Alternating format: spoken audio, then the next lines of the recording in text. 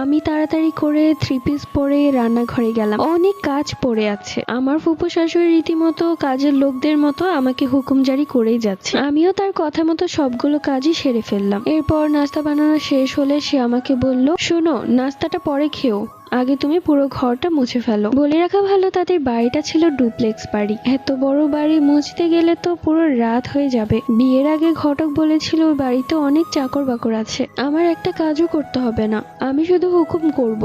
কিন্তু এখন এসে দেখছি সব কাজ আমাকেই করতে হচ্ছে। যাই হোক, সত্যি বলতে আমার প্রচন্ড ক্ষুধা লেগেছিল। বিয়ের দিন বাবা মাকে ছেড়ে চলে যাব, এই কষ্টে আমি একটুও খাইনি। কোনো রকমে মা জোর করে একটু খাইয়ে দিয়েছিল, তাও গলা দিয়ে নামছিল না। আর তারপর থেকে আমি না খাওয়া, খালি পেটে এতগুলো কাজ আমি করতে পারছিলাম না, বারবার মাথা ঘুরিয়ে যাচ্ছিল। এরই মাঝে আমার স্বামী ঘুম থেকে উঠে পড়লো এবং তিনি বাহিরে এসে দেখলেন আমি ঘর মুছছি। তখন তিনি বলল, তুমি ঘর মুছছো কেন?